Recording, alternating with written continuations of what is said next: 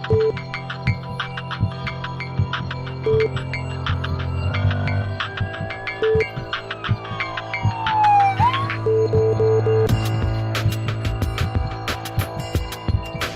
muy buenas tardes, bienvenidos a su programa Salud TV. Gracias por siempre estar pendientes de nuestro programa. Saludos a toda la gente que nos ve día a día.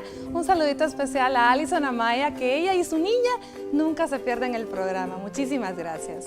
Bueno, en este día, miércoles 22 de noviembre, vamos a estar hablando de un tema importantísimo para todos. Es el manejo del estrés y la ansiedad.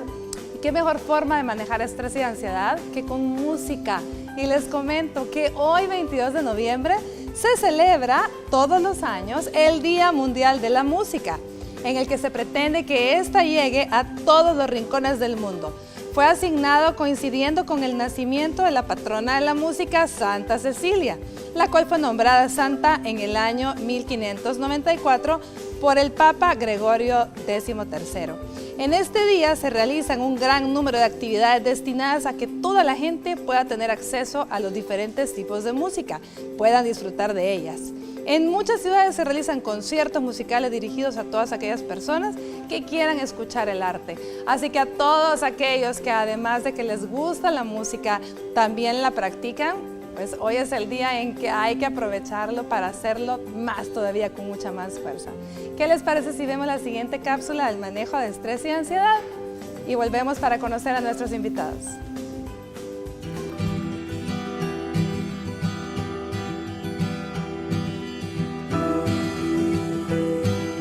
La ansiedad es un estado emocional en el que las personas se sienten inquietas, angustiadas y temerosas. Pueden ser afectadas experimentando miedo frente a situaciones que no pueden controlar o predecir, o sobre situaciones que parecen amenazantes o peligrosas. La ansiedad puede ser normal ante la presencia de estímulos amenazantes o que suponen riesgo o desafío. También puede ser patológica, que caracteriza a diferentes trastornos psíquicos.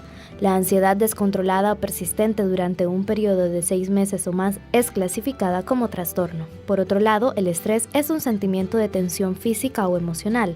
Puede prevenir de cualquier situación o pensamiento que lo haga sentir a uno frustrado, furioso o nervioso. El estrés es la reacción de su cuerpo a un desafío o demanda. En los pequeños episodios, el estrés puede ser positivo, como cuando le ayuda a evitar el peligro o a cumplir una fecha límite. Pero cuando el estrés dura mucho tiempo o es mal manejado, puede dañar la salud. Para conocer cómo aliviar el estrés y la ansiedad, quédese en sintonía de su programa Salud TV. Nuestros especialistas estarán hablando de este interesante tema. Acompáñenos.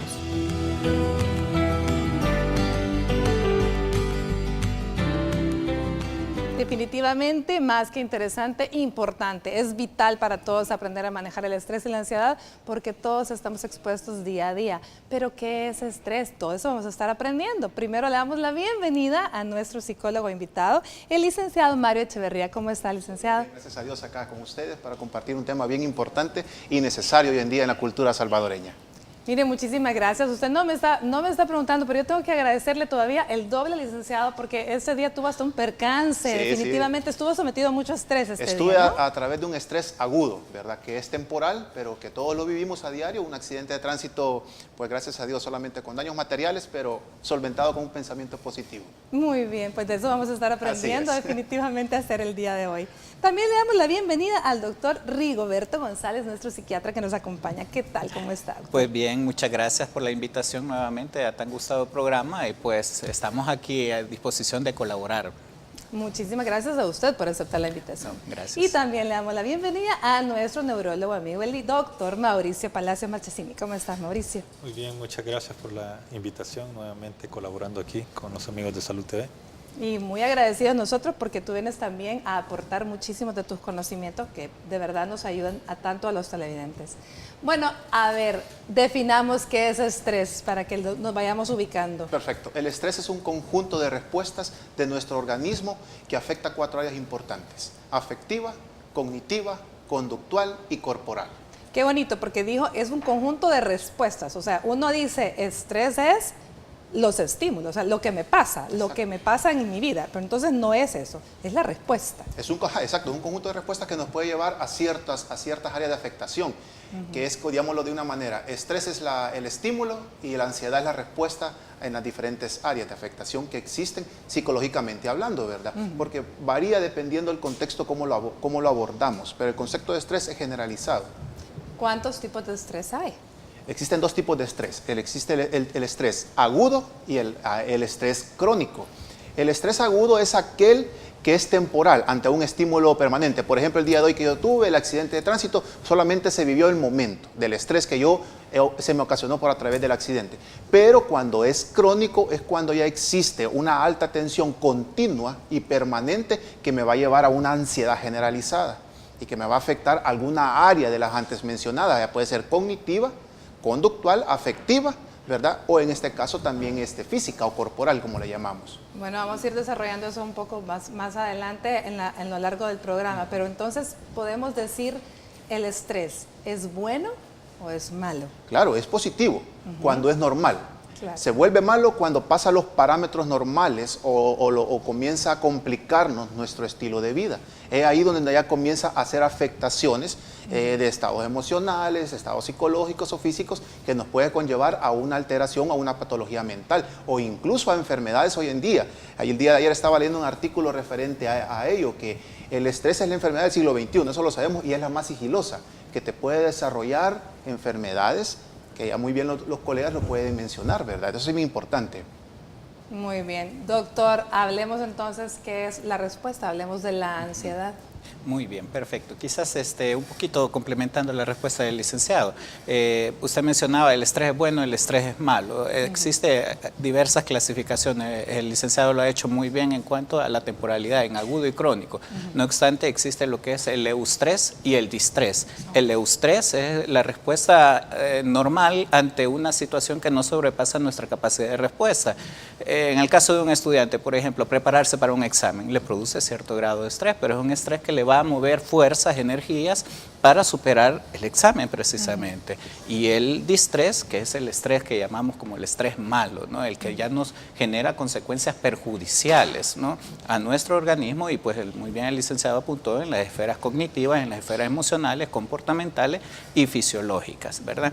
Ahora bien. Esto es como cuando en el deportista típicamente lo podemos ejemplificar, ¿cierto? Sí. El deportista que está en alto rendimiento, que va para una competencia, Claro. Realmente esos nervios previos, ese estrés antes de la competencia es positivo, porque es el que le va a dar el ímpetu para hacer las cosas lo mejor que puede. Exactamente, ¿cierto? Así es. Y aquí enlazamos quizás con el concepto de ansiedad, ¿no? Que la ansiedad no es más que una respuesta del ser humano ante una situación, ¿no? Es decir, nos prepara para afrontar una X o Y situación que en algún momento parece indeterminada, ¿no? Por ponerles un ejemplo, ¿no? Una persona puede entrar en una respuesta de ansiedad cuando va en el autobús y lastimosamente a alguien se sube a asaltar. Entonces la ansiedad le va a movilizar energías para dos cosas principalmente, ya sea para la lucha o para la huida, ¿verdad? Prepara fisiológicamente el cuerpo para una respuesta. Porque eso en ese momento es lo que la de liberación ansiedad. de las hormonas, adrenalina y noradrenalina, las hormonas de la huida. Así es, ¿verdad? Entonces fisiológicamente el cuerpo se prepara a través de la liberación de estas catecolaminas y pues provee una reacción fisiológica en el cuerpo, incluso aumentando la circulación, aumentando la oxigenación, hiperventilando a la persona, aumentando la frecuencia cardíaca. Es decir, está preparando el cuerpo a una respuesta, ¿no? Esta respuesta pues es una respuesta eminentemente adaptativa, ¿verdad? Y pues ahí vamos a hacer la diferencia con los trastornos de ansiedad, porque la ansiedad en sí es una respuesta adaptativa de nuestro cuerpo. La ansiedad entonces es respuesta adaptativa del organismo a los diferentes tipos de estrés. Así es. Sean estos agudo, crónico, sea bueno o malo. Exacto. Que era el eustrés y el distrés. Exactamente. ¿Sí? Muy bien. Vamos a ver, Mauricio, háblanos un poco de qué es lo que últimamente se asocia a estrés. Todas las enfermedades físicas realmente comprobadas.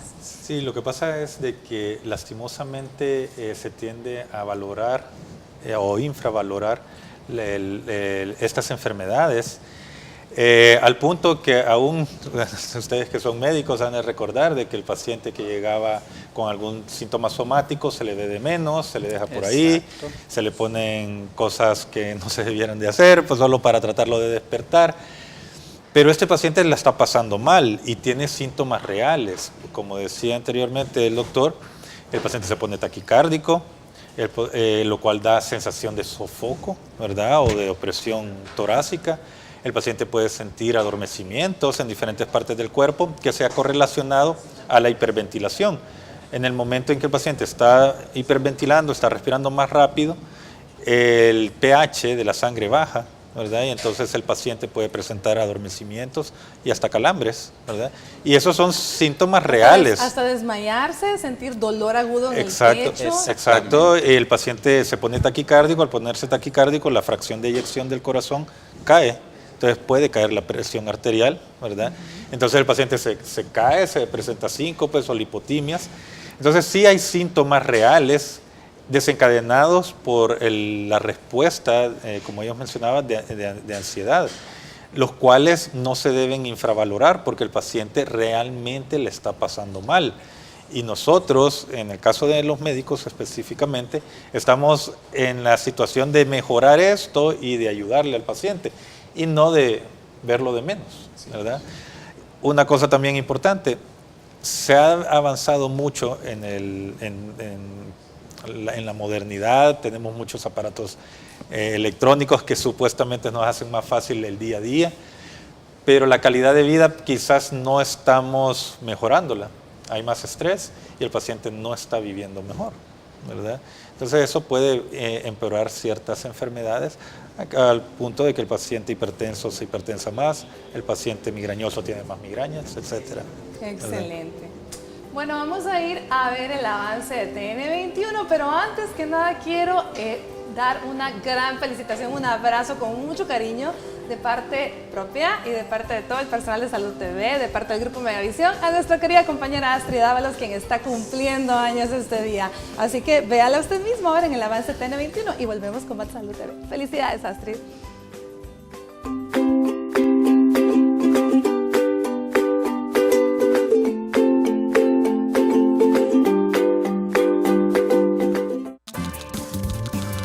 Estás viendo Salud TV.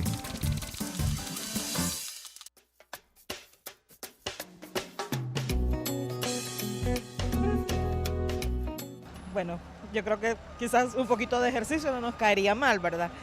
Y adicionalmente, bueno, mi forma de quitarme el estrés, por ejemplo, es haciendo bisutería, manualidades. Esa sería una buena opción. Primero, mantener la mente ocupada y segundo, hacer ejercicio y tener una dieta balanceada. No gastar mucho, no gastarse el dinero antes que el aguinaldo, ¿verdad? Porque si no entramos en estrés que a enero tenemos que pagar las grandes cuentas. Así que mejor, si no tenemos, no gastemos. Administrar bien los ingresos que tenemos, ¿no? Yo creo que los fines de semana con la familia, con los hijos, salir aunque sea al parque, porque normalmente el día de semana con el trajín del trabajo, el tráfico, es difícil.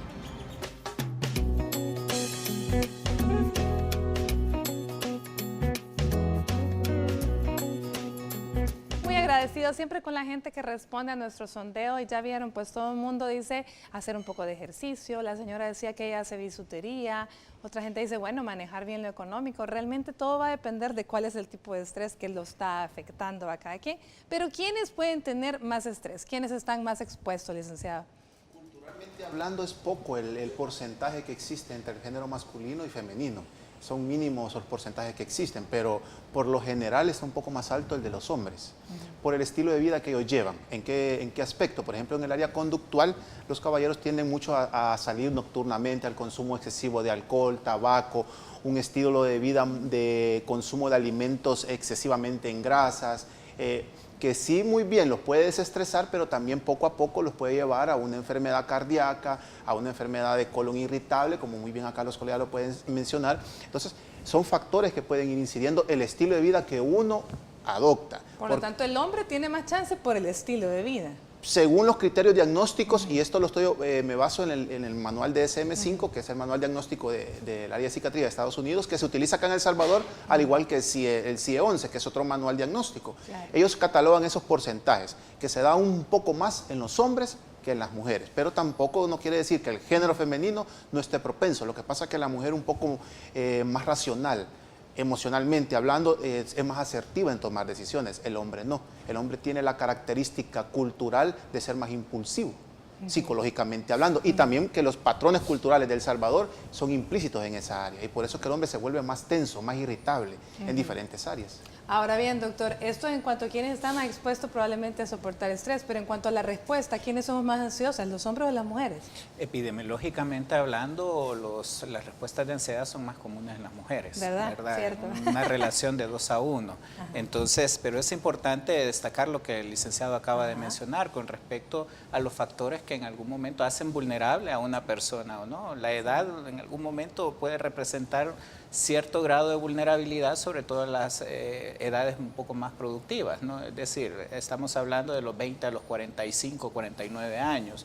No obstante, es de destacar factores comportamentales, ¿verdad? Por un lado, porque la persona que, bueno, de alguna manera está sometido a un continuo estrés laboral, estrés del tiempo, estrés del tráfico, estrés de, qué sé yo, incluso aspectos alimenticios, ¿verdad? Que incluye alcohol, tabaco, comidas no muy nutritivas, pues tiene un cierto grado de vulnerabilidad, pero esto es un factor eminentemente comportamental.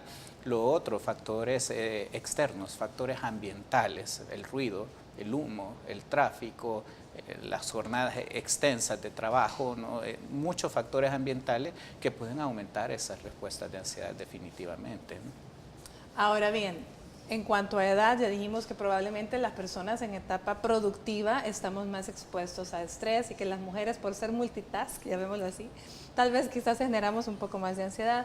Pero ¿qué hay de los niños y los adolescentes? ¿Están expuestos ellos a estrés, licenciada? Sí, hoy en día hay jóvenes, hay adolescentes que están sufriendo problemas cardíacos, problemas de ansiedad, que están desarrollando ansiedad generalizada, incluso ya catalogada como un trastorno de ansiedad. Entonces, muchos jóvenes hoy en día, por el estilo de vida que también llevan, implícito, que hay un acceso común a sustancias tóxicas, ¿verdad? En este caso, nocivas para la salud de ellos, un estilo de vida muy acelerado de los jóvenes. Si bien no tienen muchas responsabilidades, pero ellos están en un estilo de vida muy acelerado, valga la redundancia, que conlleva a comportamientos, llamémoslos así, antisociales. No quiere decir comportamientos de conflictos con la ley, sino que comportamientos que pueden causarles infligirse daños psicológicos, físicos, mentales, por el excesivo estilo de vida que llevan los jóvenes hoy en día. Pero fíjese que bien interesante lo que está diciendo, porque son conductas, por lo general ellos son como más antisociales, pero hoy día, como decía Mauricio, con tantas redes sociales, con tanto esto también viene a generar cierta presión de grupo, si no de frente, pero sí a través de las redes sociales, y esto genera diferentes tipos de estrés, ¿no? Lo que pasa está de que es una edad bastante especial, la del ser humano en la etapa de la adolescencia. Precisamente adolece de muchas cosas porque está buscando una identidad, está buscando estructurar una personalidad que pues va a ser constante en su vida adulta. No obstante, pues por lo mismo es bastante vulnerable.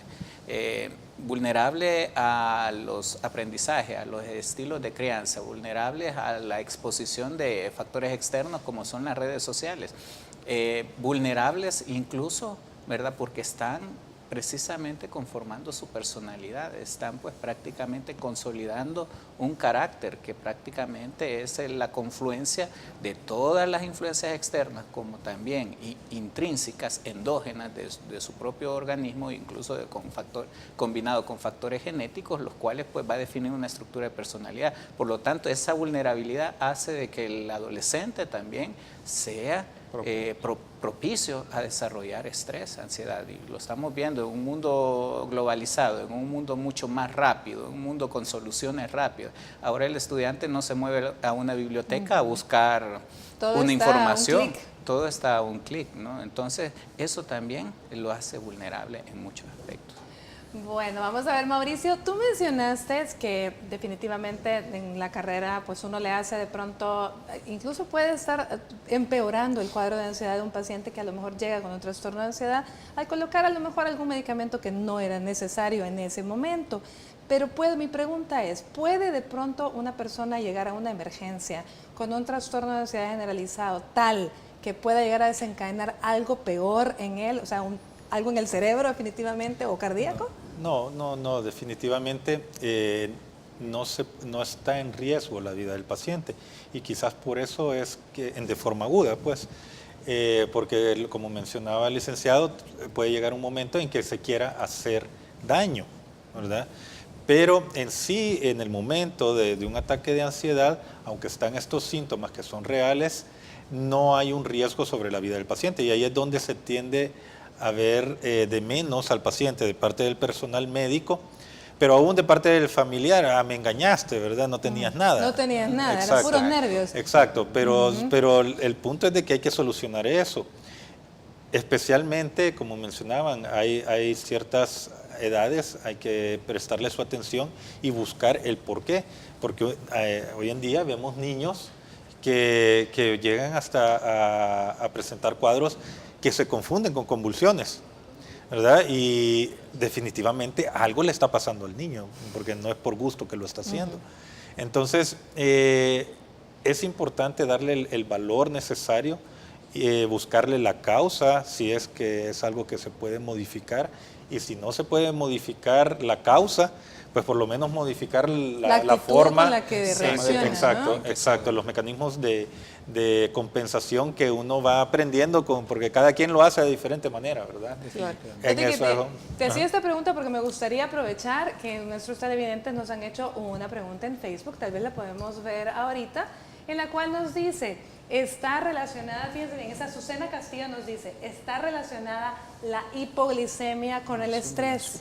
Entonces, a eso venía mi pregunta también. No, en el caso de las hipoglicemias, lo que pasa es de que a veces en el afán de encontrar una causa de los síntomas del paciente se sobrediagnostican algunas cosas también, y entonces ahí aparecen estas hipoglicemias. Y nunca se demuestran. Exacto. Se les toman exámenes y nunca se demuestran, pero ahí queda el paciente, que tiene hipoglicemia reactiva y cosas por el estilo. Porque a lo mejor después de comer y ya hasta el cerebro es bárbaro. Lo normal, lo fisiológico, como mencionaba anteriormente el doctor, es que si yo estoy frente a un estrés, lo que desato es una respuesta de catecolaminas. Eso aumenta la glicemia, no la baja. Lejos de bajar. Entonces, quizás un paciente diabético va a estar peor controlado, ¿verdad? Porque fisiológicamente eso es lo que se desencadena, ¿verdad? ¿Por qué? Porque necesito energía frente a lo que me está amenazando. Entonces, empiezan a haber ciertos mecanismos metabólicos que aumentan la glicemia. Pero definitivamente la hipoglicemia no es una de los síntomas que uno encuentra en un paciente con un estrés agudo. Sí. Hablemos, doctor, del cuadro clínico clásico que podemos llegar a tener con un trastorno de ansiedad generalizado. Muy bien. Primeramente es de diferenciar, ¿verdad? Que el trastorno de ansiedad generalizado es eso, ¿verdad? Una patología en sí. Y como tal hay que considerarla, porque las personas pues tienden a mencionar, bueno, tú estás así porque quieres. No, ¿verdad? Es una condición, ¿verdad?, patológica que hay que darle respuesta. Primeramente, en cuanto a la sintomatología, por lo menos 6 meses de una continua manifestación de palpitaciones, de aumento de la frecuencia cardíaca, de una sensación de opresión en el pecho, de una sudoración, de hormigueos, lo que nosotros en el término médico son parestesias, temblor, dolor de cabeza, un aumento o disminución del apetito, generalmente se da un aumento, ¿verdad?, cuando hay ansiedad, trastornos del sueño como el insomnio, ¿verdad?, aparte de toda esa hiperactivación autonómica, ¿verdad?, que estábamos hablando, una sensación de nudo en la garganta, ¿verdad?, una sensación de opresión en el pecho. Todo esto no confluye de una forma, como le digo, no es que se mantenga así todo el tiempo la persona, pero está continuamente expuesto a sufrir esos ataques, si bien no son muy intensos, pero sí mantienen una constancia en su aparición. Probablemente entonces, a lo mejor eso es lo que a veces la gente confunde con hipoglicemia, porque piensan que es la misma sensación de opresión en el pecho, sudoración y de pronto sentir que se van a desmayar, y están confundiendo con que son hipoglicemias y no lo son. Así que es importantísimo reconocer los síntomas claves de la ansiedad y de un trastorno de ansiedad generalizado, que es completamente diferente, y a eso es patológico. Bueno, veamos la siguiente cápsula. El doctor Joaquín Esquivel, cardiólogo, nos habla de los problemas cardíacos o de los efectos cardíacos del estrés. Ya volvemos.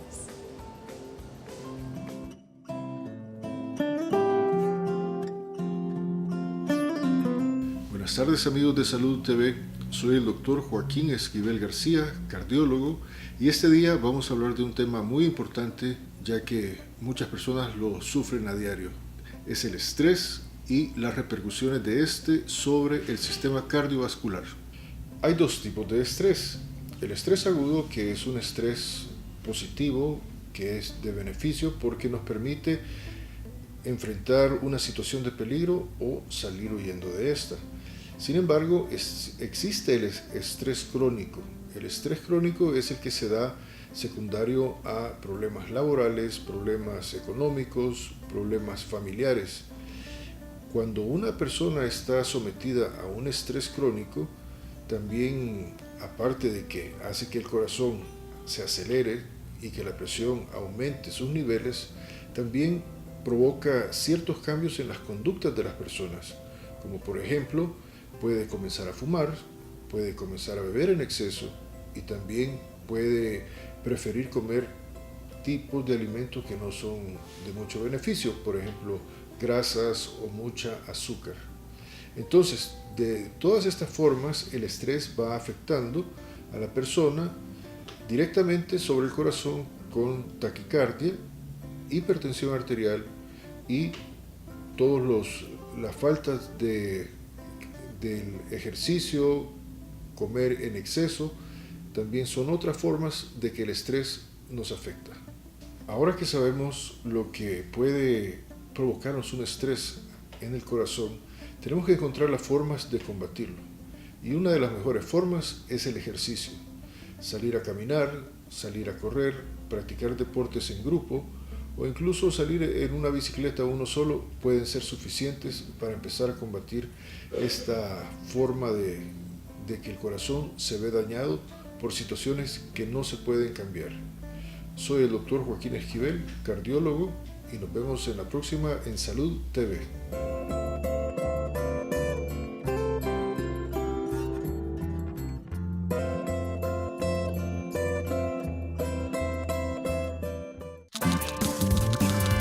Estás viendo Salud TV.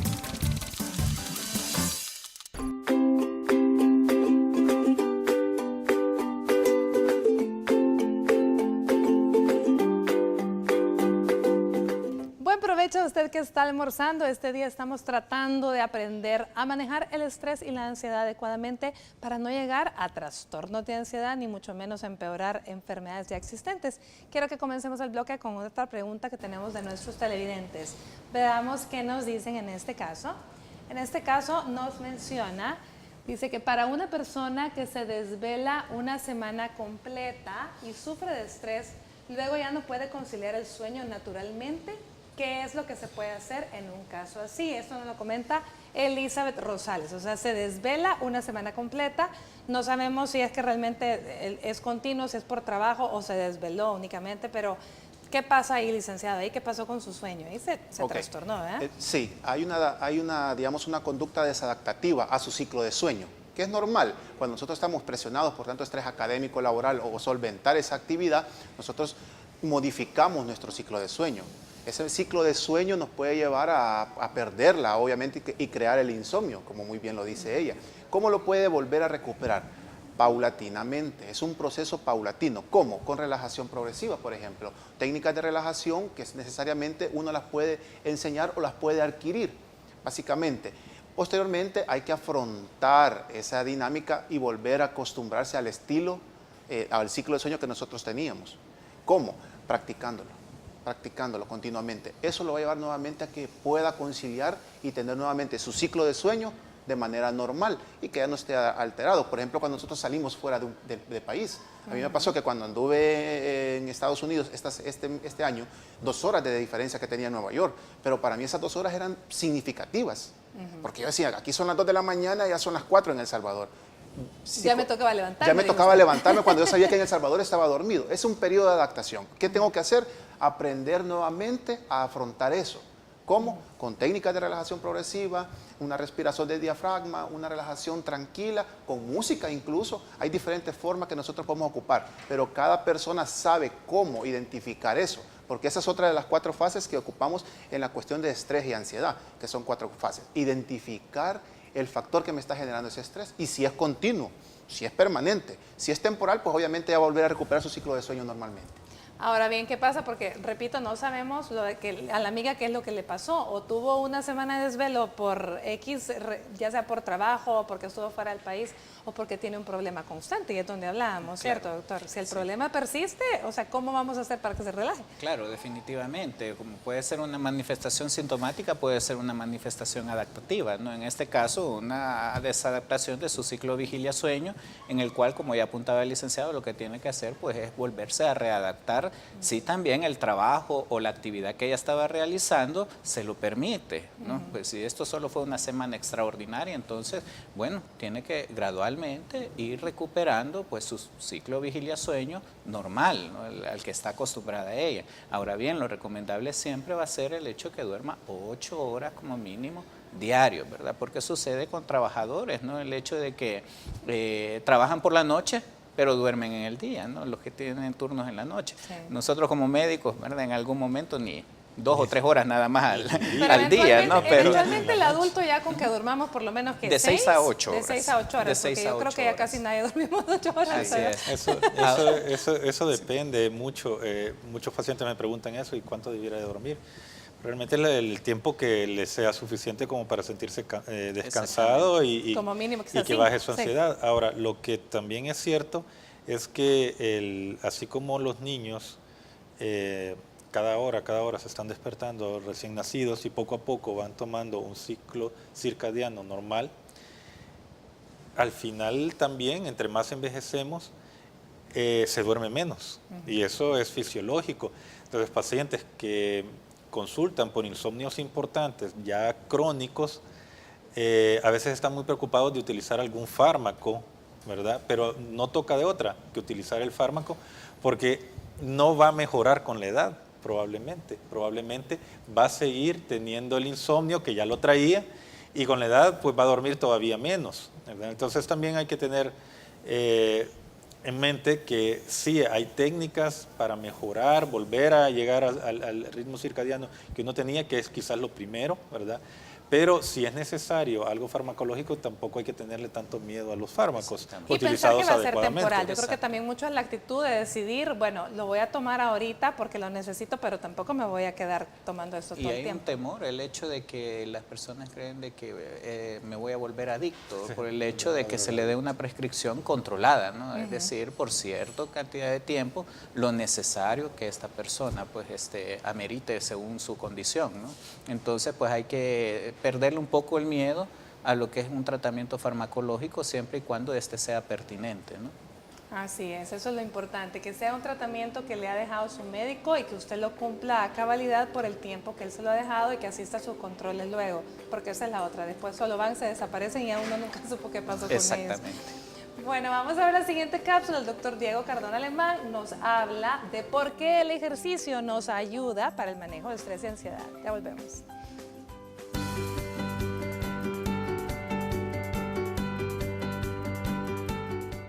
Buenas tardes amigos de Salud TV, soy el doctor Diego Cardona, médico del área deportiva y en esta ocasión vamos a hablar de el ejercicio como método de alivio en el estrés y la ansiedad. Cuando nosotros realizamos actividad física estamos dando una dosis grande de oxígeno a nuestro cuerpo y a nuestra cabeza, a nuestro cerebro, que es el encargado de dar neurotransmisores y liberación de endorfinas. Esto nos ayuda bastante en el estrés. Además de esto, el ejercicio nos va a intervenir en los otros procesos concomitantes que lleva el estrés. Es decir, el estrés nos lleva a hipertensión arterial, a diabetes, nos lleva a enfermedades coronarias que van condicionadas por esta alteración. Entonces nosotros tenemos que realizar una actividad física por lo menos 3 veces por semana, 30 minutos al día. Se recomienda bailar, se recomienda ir a nadar, se recomienda andar en bicicleta y también se recomiendan ejercicios de respiración como yoga. Se recomienda también otros ejercicios como artes marciales en estos procesos de estrés y ansiedad. Además de que nos mejore la autoestima, además de que nos mejora físicamente, esto nos va a ayudar también a que nosotros estemos en un entorno mucho más positivo a realizar actividad física. La actividad física la podemos realizar en muchos lugares y es muy barato. Es un tratamiento muy efectivo para la ansiedad y el estrés. Soy el Dr. Diego Cardona para Salud TV.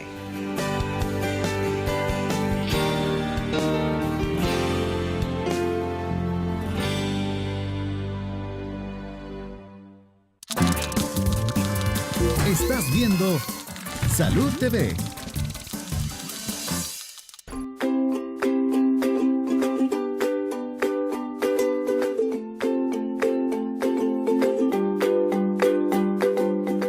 Continuamos con nuestro programa, el manejo de estrés y ansiedad. Yo quisiera que este día nos quitemos ese estigma de que si en un momento dado usted, alguien, ya sea otro profesional de la salud, le recomienda que asista a donde un psicólogo o a donde un psiquiatra, por favor vaya, no se cree ese estigma en la cabeza, no, yo no voy porque estoy loca, porque realmente, o loco, realmente no es así. Necesitamos de un psicólogo porque necesitamos aprender a manejar, necesitamos habilidades, ciertamente, licenciado. El estrés y la ansiedad necesita desarrollar habilidades para poder afrontar idóneamente esas respuestas desadaptativas, que se pueden convertir en desadaptativas, ¿verdad? Entonces, hay que desarrollar esas habilidades. ¿Cómo? Cada persona va a identificar la manera de cómo va a canalizar esa patología. En este caso, el estrés o la ansiedad. Por ejemplo, en mi caso personal, yo los días sábados de 2 de la tarde a 5 de la tarde estoy jugando básquetbol. Es mi pasión. Entonces ya sabemos dónde buscar. Exacto. Entonces yo voy y busco, es el mundo donde yo me desaparezco totalmente de mis responsabilidades laborales, financieras, de pareja, de mi esposa, etc. O sea, el básquetbol me desentiende totalmente de todas mis responsabilidades. Esas 3 horas para mí es la manera de canalizar toda esa energía. Entonces, todas las personas tienen diferentes maneras o formas de afrontar el estrés. Entonces, si no las tienes, hay que afrontarlas, hay que buscarlas. ¿Cómo? Por ejemplo, si yo le tengo ansiedad o temor o fobia a un ratón, a una cucaracha, al tráfico, a una araña, tengo que afrontarlo. ¿Cómo? Con mecanismos idóneos. Para eso es importante acudir a un especialista del área de psiquiatría o de psicología para que podamos abordar y desarrollar esas habilidades mutuamente en conjunto. Entonces, el deporte es esencial hoy en día, como lo habló muy bien el doctor. Es importante desarrollar algún ejercicio físico, pero que a la persona le agrade, porque si no, la persona jamás va a poder canalizar idóneamente su nivel de estrés y su nivel de ansiedad. Yo creo que cada quien tiene que buscar cuál es la actividad con la cual puede canalizar esa energía, lo que más se le apega, o sea, como dicen, de la moda lo que te acomoda, porque no todo el mundo va a ir a hacer todos este tipo de ejercicios que hoy día están de moda, como el CrossFit o muchos ejercicios de impacto, o sea, no podemos, ¿verdad? Pero hay otras formas. ¿Qué otras formas tenemos para tratar de generar estas habilidades, doctor? Muy bien. Primeramente, quizás individualizar siempre, ¿verdad? Nosotros como seres humanos somos autónomos, tenemos nuestras propias características, tanto personales, fisiológicas, como familiares, sociales, ambientales, lo que sea, ¿verdad? Entonces, de acuerdo a nuestras propias condiciones, de lo que estamos hablando en las diferentes esferas, así vamos a nosotros a proceder a minimizar el riesgo de padecer trastornos de ansiedad, minimizando precisamente los niveles de estrés. Uno, bueno, si es una persona que trabaja a las 8 horas normales, de 8 a 4 de la tarde, 8, 4, exacto. Vamos a tener después otro tiempo para estar con la familia, otro tiempo específico para los 3 tiempos de comer, ¿no? Hay que cuidarnos en ese sentido. Los 3 tiempos de comer deben de ser sagrados en ese sentido, ¿no? Porque es un estilo de vida saludable que nos minimiza también el estrés y nos permite mantenernos nutricionalmente sanos. Dormir de 6 a 8 horas, como estábamos hablando. Incorporar un poco las actividades físicas, como muy bien apuntado en la cápsula del doctor, ¿no? Además de buscar aquellas actividades que a nosotros nos gusten, ¿verdad? Que pueden parecer placenteras. pueden ser diversas de acuerdo a la Como realidad de buscar cada un hobby, persona. como Un algo hobby, que ¿no? realmente a alguien le Así pueda es. llenar. Todo esto pasa por una organización de nuestro tiempo. Es algo que muchas veces no hacemos, organizar nuestro tiempo. Es que hasta eso es aprendido, doctor. Exacto, levantarnos a la misma hora y tratar de acostarnos para descansar a la misma hora. Pero les digo, la realidad para cada uno de nosotros es diferente, ¿no? Entonces, cada persona debe partir de la identificación del problema, de sus propios factores de riesgo, para abordar precisamente esos factores de riesgo, tratando de llevar un estilo de vida lo más saludable posible. Y quiero hacer mención especial, ¿verdad? Porque estamos trabajando mucho en la promoción de la salud y prevención de los factores de riesgo con el alcohol y el tabaco, ¿verdad? Que son dos factores de riesgo que pues debemos de considerar y pues tratar de sacarlo dentro de lo que es nuestra cotidianidad. Así es. Ahora bien, Mauricio, yo quiero que nos expliques por qué es importante aprender a controlar el estrés y la ansiedad. ¿Nos puede matar? Pues como explicábamos, de forma aguda un ataque de ansiedad, pues no, pero sí a la larga empeora ciertas condiciones ya preexistentes que al final de cuentas sí pueden matar. Lo que estábamos hablando, un paciente diabético, su glicemia se dispara, un paciente hipertenso, su presión arterial es más difícil de manejar. La misma obesidad que va de la mano de este otro montón de factores de riesgo cardiovascular, muchos pacientes durante sus estados de ansiedad comen el montón o al revés, dejan de comer.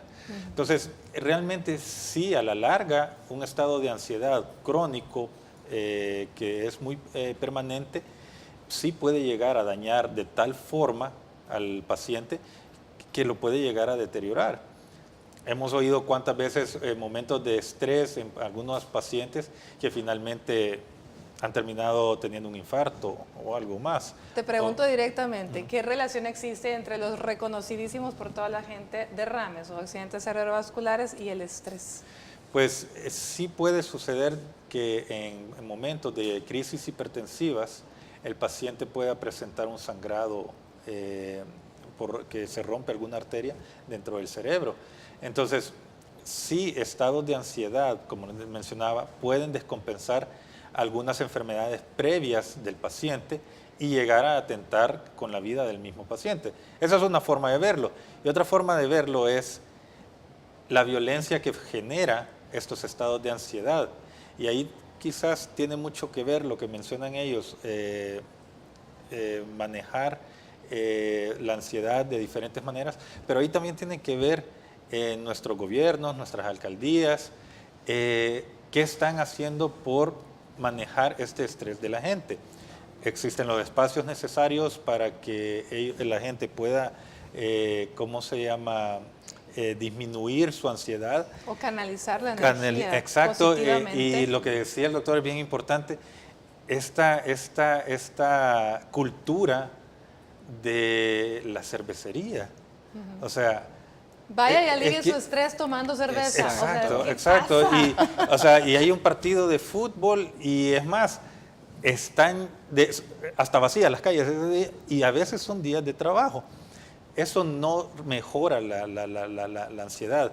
Lejos de eso, estados de alcoholemia y pacientes que toman mucho tienden a tener estados paranoicos más frecuentes. Así es. Y eso llega a desencadenar violencia en su familia, llega a desencadenar violencia en los que están a mi alrededor. Es lo que vemos en los antros típicamente luego de un partido o un par de personas alcoholizadas, ¿verdad? Terminan teniendo ahí. Exacto, y a veces por partidos que ni son aquí. Pero el punto es ese, de que hay diferentes formas de ver el problema. No solo desde el punto de vista medicamentoso, ¿verdad? O desde el punto de vista, me va a matar esto de una enfermedad. Claro que puede suceder a larga, pero también produce problemas sociales y problemas sociales que pueden derivar en problemas más graves, como les digo, de violencia. Solo veamos cómo conduce la gente en nuestras calles. Lo que acaba de mencionar el doctor, viene de ver un accidente importante.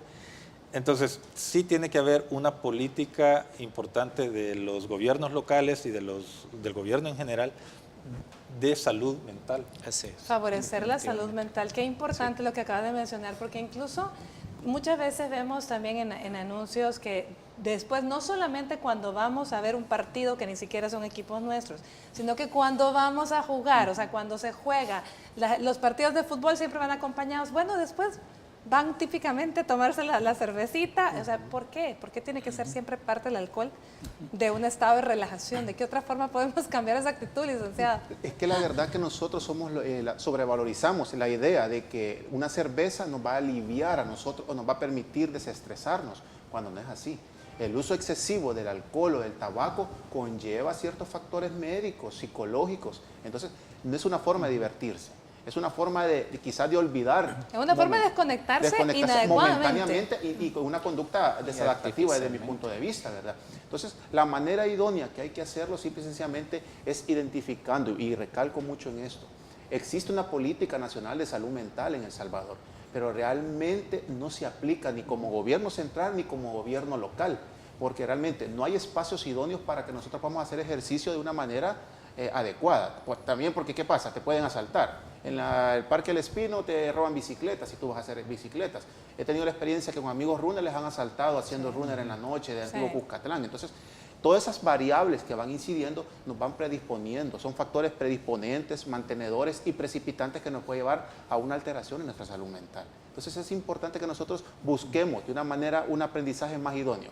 La cervecería sí es un momento paliativo, pero que no te va a cambiar, te va a llevar a problemas económicos, legales, sociales y demás. Y que cuando le pasa el efecto, porque no me viene alcoholizado, de todas formas vienen después los factores fisiológicos, ¿verdad? Que dicen la famosa goma, ¿verdad? Ahora bien, Mauricio, ¿qué de cierto hay? ¿De verdad los componentes del cigarro, la nicotina y todo lo que llevan, relajan? Porque ese es la excusa favorita de los fumadores, ¿no? Pues sí hay una respuesta de satisfacción en un primer momento, pero el problema es de que, al igual que todas las cosas que se hacen en abuso, ¿verdad?, terminan dañando.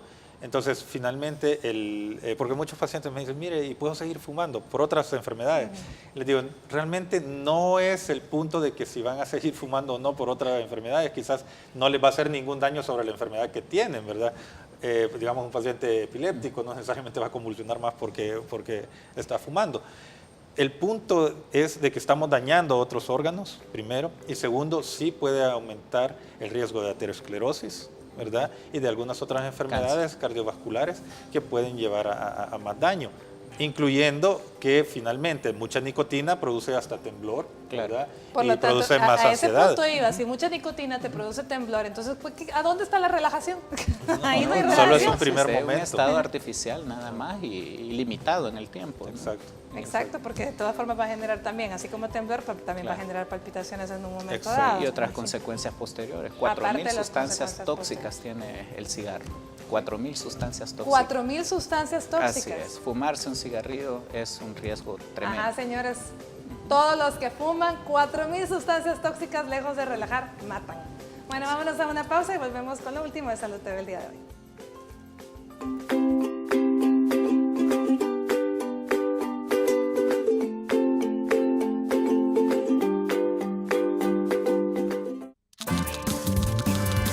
Estás viendo Salud TV.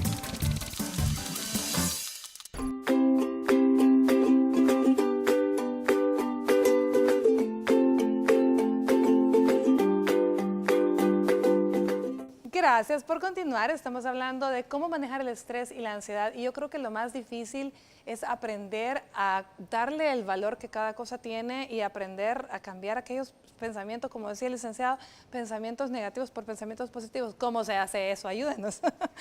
Muchos lo ven de algo muy complejo, pero es algo bien sencillo. Identificar tus pensamientos autodestructivos, como son automáticos, son autónomos, nosotros tenemos que identificarlos y transformarlos de una manera positiva. Un ejemplo bien sencillo. Si tú sabes que está haciendo calor, entonces dices, ¿qué calor está haciendo? Usa la ropa adecuada para que no te vaya a causar más malestar. Entonces, la forma de identificar primero nuestros pensamientos es afrontándolos, conociéndolos y hacer una lista bien pequeña de ese pensamiento y luego lo transformo en cómo yo quisiera que ese pensamiento se diera. Por ejemplo, yo no puedo, dicen la mayoría. El yo no puedo no existe. El yo no quiero. Exacto, yo no quiero, lo haré. Entonces yo transformo continuamente, porque esto es práctico, como hacer una tarea. Yo identifico el pensamiento y lo transformo a un pensamiento positivo. Y lo otro es a través de técnicas de relajación progresiva, que conlleva también mucho lo del pensamiento, porque ese bolsón emocional siempre está en las personas.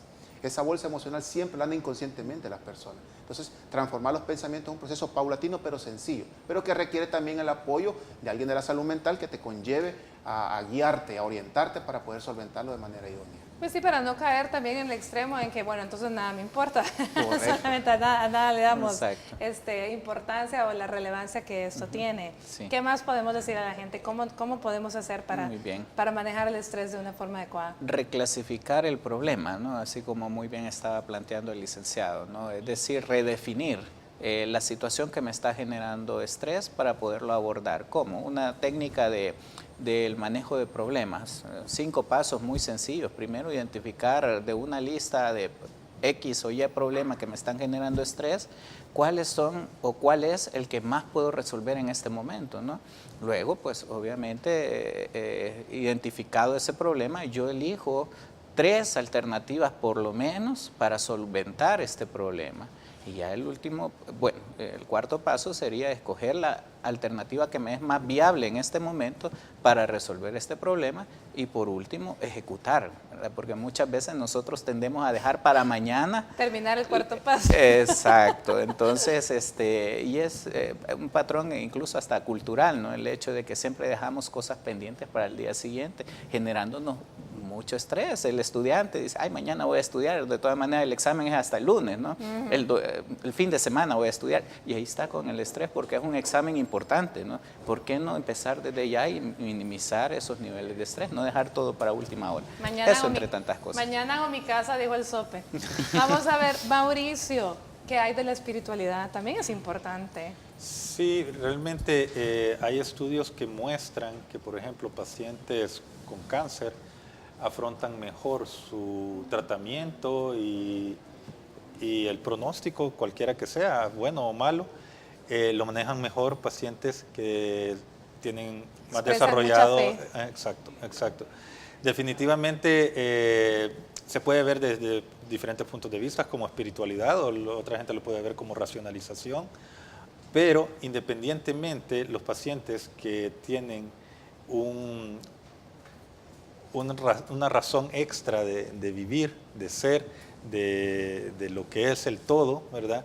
Como que tienden a afrontar mejor el estrés, independientemente de cuál sea, como le digo, aún en situaciones de peligro de su propia vida, ¿verdad? Entonces sí, definitivamente es algo que se debiera reforzar, ¿verdad? Y no reforzar las otras actitudes como el consumo de alcohol.